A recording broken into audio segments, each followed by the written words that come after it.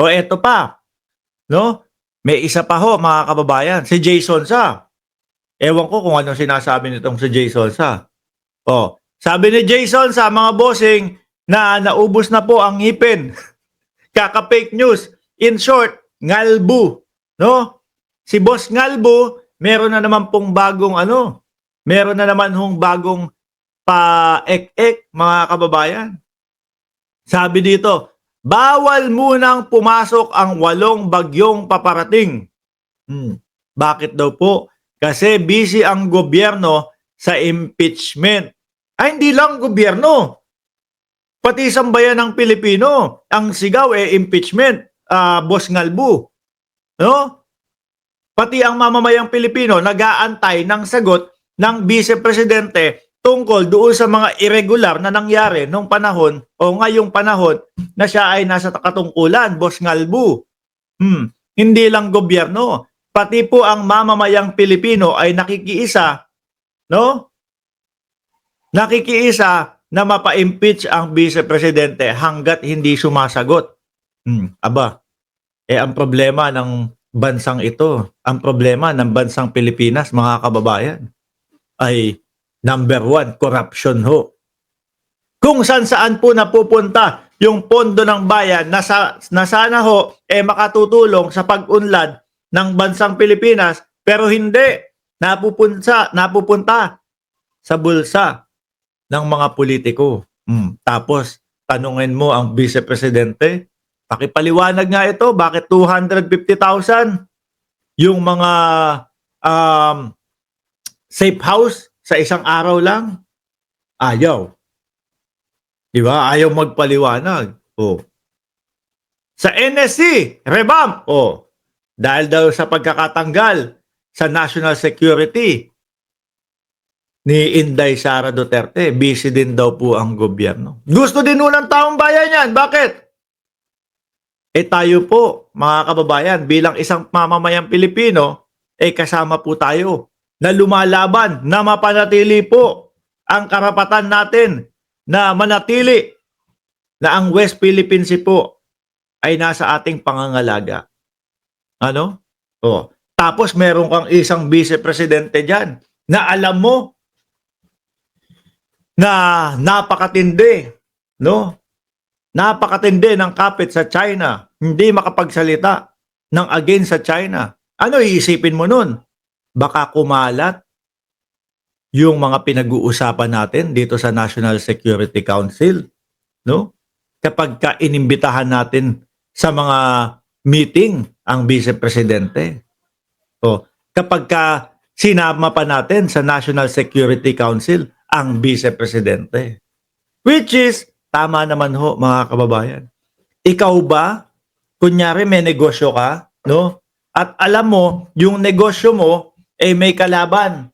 Tapos, yung nasa loob ng negosyo mo o yung isang staff mo, asawa nung may-ari ng negosyo na kalaban mo. Ano gagawin mo dun? Hindi mo tatanggalin? O sabihin mo na, best friend. Best friend na lang ho, no? Kasi yun yung pinakamalapit na pag-uugnay ho sa mga Duterte at sa China. Best friend nung staff mo, yung may-ari ng negosyo doon. Hindi ka ba mag-iisip na baka ipagkanulo ako nito? Baka sabotahihin yung negosyo ko nito? Baka yung mga ginagawa kong mga estilo, kung paano ako nagbebenta, kung paano ko pinapagana itong negosyo ko, sabihin doon sa isang negosyo, matalo ako. Ganun lang din ho yun, mga kababayan. Kaya yung mga DDS, nag-iiyakan ho, mga bossing, masakit ho sa kanila Masakit ho sa kanila yung ginagawa nila pag ginawa ho sa kanila. No, ginawa ho nila yan. Dati kay Vice Presidente, Atty. Leni Robredo, mga bossing. Tinanggal nila. Bakit? Tinanggal nila kasi tinekpo sa lalamunan nila si Atty. Leni Robredo doon sa mga EJK nila, doon sa laban kontra droga. Sa kanila ginawa, ngal-ngalan ho. Di ba? Kung panig kayo sa opinyon ni PBBM, dapat inimbitan nyo ang mga pro-BBM politicians para pagkaisahin nyo, no? Ang mga pro-BBM at pro-Duterte. Hindi nyo na maitago, pro-Sara po iyan at hindi po para sa Uniteam. O. Ako naman mga kababayan, bilang isang nag-aanalisa din po sa galaw, no? Sabi ko, okay lang yan. Kung talagang pro-Sara yung kanilang isinusulong, edi isulong nila. No? Kahit magsisamahan naman po sila, wala na din silang magagawa. No? Kaya lang, kung sakali, wag na nilang itago, mga kababayan. Wag na nilang itago doon sa peace rally ito. Wag na nila itago. Di ba, mga bossing, rektahin na nila, ayaw naming ma-impeach si Inday Sara Duterte. Kasi kapag ganun nangyari, mga bossing, pasensya. Ang papasok sa isip ng taong bayan. Pag nirekta nilang sinabi, talagang ayaw namin ma-impeach si Inday Sara Duterte. Kahit na po kitang-kita na sa atin, mga kababayan, yung mga pinaggagawa at hindi maipaliwanag ng Vice Presidente, ay nako, iisipin natin, sumusuporta pala sila doon sa mga politiko na alam nyo na, ayaw ipaliwanag kung saan napunta ang pondo ng bayan. Yun ang iisipin natin doon. Eto pa, hearing sa Quadcom. Nakasuporta din dyan. Boss Ngalbu, ang taong bayan. Bakit?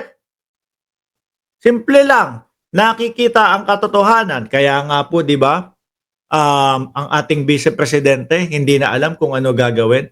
Imbis na gawan niya ng solusyon yung kanyang mga problema, no, doon sa pondo. Hindi. Dahil gulong-gulo po ang utak, mga kababayan, nakapagbabanta pa po, no?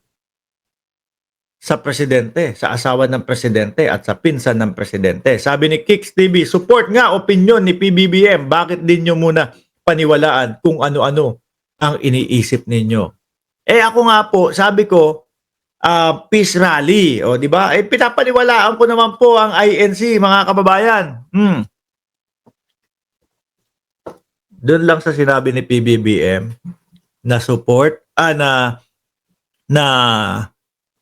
sabi niya? Wag nang i-impeach ang Vice Presidente. Ako, naniniwala ako doon, mga boss. Labas sa ilong yun ng ating presidente. Pasensya na po, Pangulo, ha? Ako, sa totoo lang ako, mga kababayan, yung sinabi ng ating presidente na, wag nyo nang impeach ang Vice Presidente, mas madaming problema, no? Ang ating bayan, labas sa ilong yun, no? Meron ba namang tao o meron ba namang presidente na nagtatangka sa kanyang buhay yung isang tao, tapos ganun pa din ang isasagot mo? Labas sa ilong yun, no? Ang nakikita ko diyan sa impeachment na yan, uusog lang ng konti yan, no? Kahit sandamakmak pa po ang sumama diyan sa peace rally ng INC, mga bossing, wala na hong magagawa yan. Taong bayan na din po. Higit naman po siguro na mas madami, no? Yung sumisigaw na nagsasabi na igulong ang impeachment kesa po doon sa sasama sa INC. Sabi ni Janelle, ang tindi ko naman tong peace rally ng INC. Kumbaga, sila yung umaawat na itigil ang bangayan, showing their full force means something sa hindi makikinig sa kanilang sigaw na itigil na ang away. Motorkada, shoutout din sa iyo. At sa ano daw po, AKAP, busy din daw po ang gobyerno sa AKAP at sa vote buying. Sabi po ni Ngalbu. Alam nyo naman po, mga kababayan, si Jason Sa na pro-DDS yan. May mga nagsasabi, ang natatanggap daw po na pera o na kita ni Jason Sa 1 milyon daw po, mga kababayan, buwan-buwan. Ako po, hindi ako naniniwala dyan. 1 milyon ang kinikita buwan-buwan. Yung ngipin hindi maipagawa, hindi mapalagyan ng 50,000 na pustiso. Tapos 1 milyon.